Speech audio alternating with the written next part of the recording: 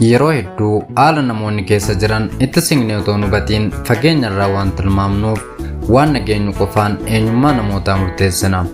Eenyummaa isaanii isa sirrii utuu hin taane gaaddidduu isaanii ilaallee qubatti qabna.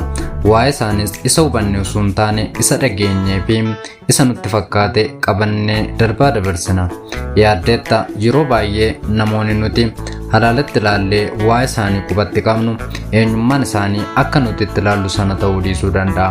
Sababa kanaanis namoota baay'een haala isaan keessa jiran hubachuu dhiisuudhaan waan nutti fakkaate qofa dhugoomsinee maqaatti baasna. Ni ceephaana, ni tuffanna, ni salphinnas. Garuu namni sun nama sana miti.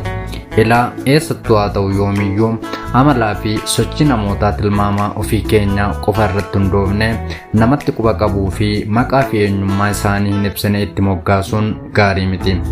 Namoonni utuu kolfanii keessa isaaniitti gadda qaban jiru. Kolfa isaanii qofa ilaaltee gammachuu dhugaa qabu jechuu hin dandeessu. Namoonni utuu beela'anii sobanii quufan jiru. Fakkeenyaaf akka itti jirtu akka namni sun itti si hubatu adda adda ta'uu mala. Yeroo itti dhabakee firri keeyyuu siif wallaaluun jiru. Yeroo itti beelakee namni siif hubatu dhabdufaa jiramti. Rakkattee rakkina kee himachuuf nama si hubatu barbaaddee yeroon dhabdullee jira. Walumaa galatti namoonni akka nuti alaala teenya ilaallu miti. Dhalli namaa nama isa beeku caala nama isa hubatu qabaachuun gaariidha. Fakkeenyaaf suura kanarratti wanti hubannu tokko jira. Dubartiin qodaa wayii cinaacha ishee jalatti qabattee jirti. Gaaddidduun ishee cinaacha ishee gama biraa mul'atu immoo bonyi qodaa isheen cinaacha ishee jalatti qabattee jirtu geengoo waan ta'eef garaa ishee waliin walirra bu'ee dubartii ulfataatee jirtu ishee fakkeesseera.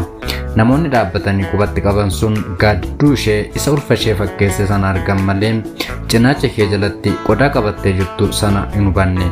Isaan waanuma argan qofa ilaaluun qubatti qabaa itti kolfaa jiru. Isheen garuu dubartii jarri yaada isaanii keessatti ilaalaa jiran sana miti. Kun Gido Biography'dha.